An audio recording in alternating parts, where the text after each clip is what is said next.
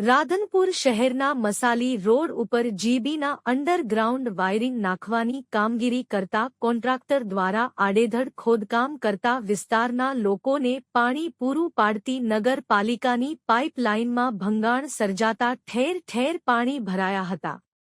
સ્થાનિક લોકો દ્વારા પાલિકામાં તેમજ કોન્ટ્રાક્ટરને જાણ કરવા છતાં પાઇપલાઇનનું સમારકામ કરવામાં ન આવતા પાણીનો વેડફાટ થતા સોસાયટીમાં ઠેર ઠેર પાણી ભરાઈ ગયું હતું। વિસ્તારના લોકોને પાણીની સમસ્યાનો સામનો કરવો પડ્યો હતો। રાધનપુર શહેરના મસાલી રોડ ઉપર જીબીના અંડરગ્રાઉન્ડ વાયરિંગ નાખવાની કામગીરી કરતા કોન્ટ્રાક્ટર દ્વારા આડેધડ ખોદકામ કરતા નીલકંઠ અને રામદેવ સોસાયટી નગરપાલિકા દ્વારા પીવાનું પાણી પૂરું પાડતીની પાઇપલાઇન તૂટી ગઈ હતી।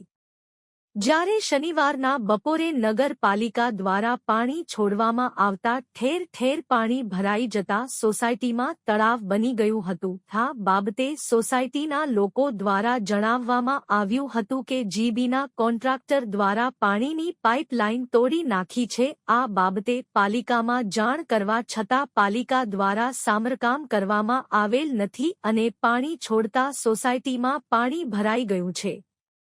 છેલ્લા 4-5 દિવસથી સોસાયટીમાં પાણી આવતું નથી, જેને લઈને લોકોને પાણીની સમસ્યાનો સામનો કરવો પડી રહ્યો હોવાનું પણ લોકોએ જણાવ્યું હતું।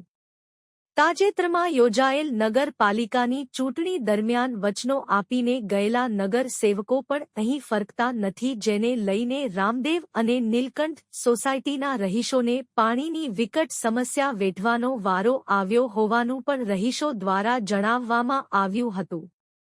આડેધડ ખોદકામને કારણે વારંવાર પાઇપો તૂટે છે। રાધનપુર નગરપાલિકાની હદમાં ચાલતી કામગીરી દરમિયાન કોન્ટ્રાક્ટર દ્વારા આડેધડ ખોદકામ કરતા પાણીની પાઇપલાઇનમાં ભંગાણ સર્જાય છે, જેને કારણે લોકોને કેટલાય દિવસો સુધી પાણીની સમસ્યાનો સામનો કરવો પડે છે।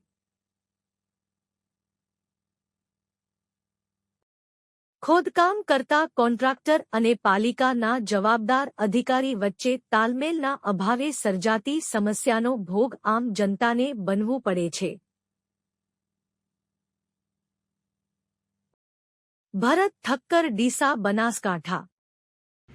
આજે હું રાધનપુર નીલકંઠ સોસાયટી સોલંકી અમૃતભાઈજી રહેવાસી નીલકંઠ નગર જે અંડરગ્રાઉન્ડ લાઇટનું કામ થઈ રહ્યું એમાં 3-4 દિવસથી બિલકુલ બેદરકારી। અમારા ઘરની સામે જ એક અંડરગ્રાઉન્ડ વાયર નાખતા પાઇપ પાણીની તૂટી જતાં આખું ગ્રાઉન્ડ ભરાઈ ગયું છે। અમારે આ રોગચાળો ફાટી નીકળશે, વત્તા કોઈ પશુ યા માણસ પડશે તો ખાડો 7 થી 8 ફૂટ અંદર થયેલો છે। તો આના માટેનો કોઈ ઉપાય અમે 2 દિવસથી કોન્ટ્રાક્ટરને ફોન કરીએ છીએ, બધી રજૂઆત કરી। આ જી બોર્ડમાં ડી સાહેબને પણ અભી હાલ ફોન કર્યા, પણ કોઈ આનું સાંભળવા માગતું નથી। તો આવા સોસાયટીના કોઈ સાંભળવા માગતું નથી, તો આનો ઉપાય શું?